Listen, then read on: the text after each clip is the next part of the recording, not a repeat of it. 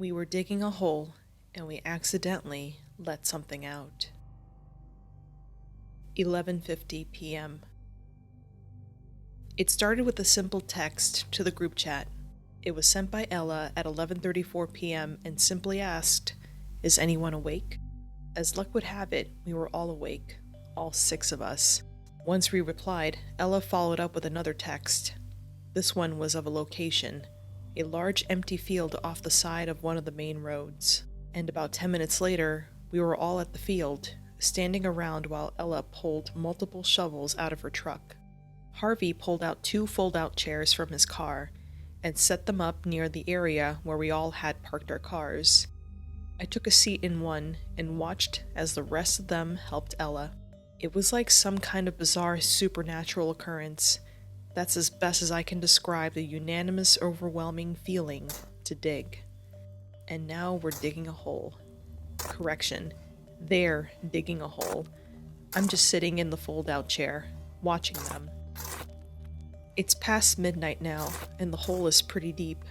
If I had to guess, I'd probably say a couple of feet, like 5 or 6. I don't even know how they dug this much this fast, but they did, and they haven't stopped. I've also had the urge to dig, like the others, but there's a small part of me, a really tiny part, that's telling me not to, and for some reason, I feel like I should listen to it. They haven't asked me to help. When they started digging, Maria handed me a shovel, but it's still on the ground near my feet, waiting for me to pick it up and use it. No one said a word the entire time we've been here. It's fascinating, really, the sort of trance that they're all in, and I'm wondering what it was that compelled them to dig. It can't have been a coincidence, the fact that we all happened to be awake at the same time and decided to sneak out and come out here to dig, no questions asked. I get up every few minutes and wander over to the hole to get a look at their work so far. But there's really not much to see. I mean, it's a giant deep hole that they've been going at for the past hour or so. It's not exactly breaking news, you know? It's strikingly calm out here in the dead of night. I can count on one hand the number of cars that have passed through here since we arrived, and all I can really hear out here is the chirping of crickets and the sounds of shovels breaking through the dirt, followed by the sound of the dirt being thrown out of the hole. A few minutes ago, a thought came into my head. How the hell are they going to get back out of the hole? It's a few inches taller than all of them now, and I'm trying to think of ways that they could get out. I guess it's a good thing that I stayed out here. They're probably going to need my help when they're done. If they ever decide to stop, that is. Right now there seems to be no sign of that. They don't appear to be tired, even though they haven't stopped digging for even a second since they started. 1:42 a.m. I got up to check on them again just a second ago, and the hole has got to be over 10 feet deep now. I don't even know how they managed to get that far down, but they're still going. I'm starting to get a bit worried now, as I really don't know how they're going to get out of this. Even with my help from out here, it's not going to be easy. There's no rope or anything for them to use to get out, and if they keep going, it's just going to be that much harder for them to get back up here. I find myself reaching for the shovel every once in a while to help, but I manage to stop myself right before I start walking towards the hole. I would have to jump down now in order to even get in, and that's a big fall now.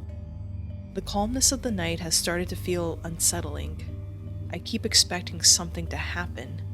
I don't know what I'm waiting for, but it isn't something good. I can't help but notice how much sweatier my palms have gotten in the last couple of minutes.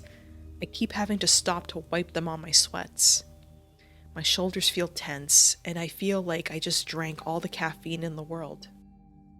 I'm trying to focus on taking deep breaths, and all I can smell is the scent of soil around me. I keep scanning the road and the rest of the field, but nothing has changed. The only things around are our cars and the billboard for a law firm at the other end of the field. There's a gas station across the field, but it's been closed for a couple of months now, so there's no one around the area.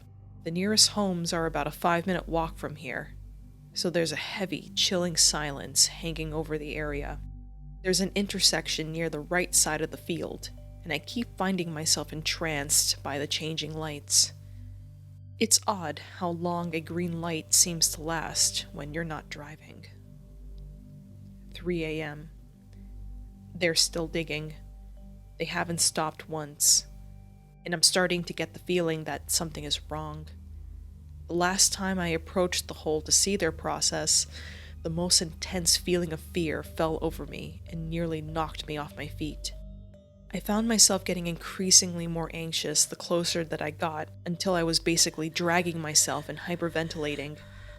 I managed to get a peek into the hole, and they seemed to be miles away from the surface now. I felt the knot in my stomach turn into nausea and emptied my stomach to the side of the hole before crawling back to my chair, where I had to close my eyes and breathe to get my surroundings to stop spinning. Once I calmed down, I opened my eyes again and took a look around. Nothing has changed, except now the sounds of their digging were quieter and much further away. I keep reaching for the shovel even though I don't want to. At one point, I found myself walking towards the hole, holding the shovel, with no memory of ever getting up. I threw the shovel over the hole to the other side of the field, and the same feeling as before washed over me. I ran away, back to my spot on the chair before it got as bad as the last time. I'm starting to think I should go home, but I can't bring myself to leave my friends behind. 4:14 a.m.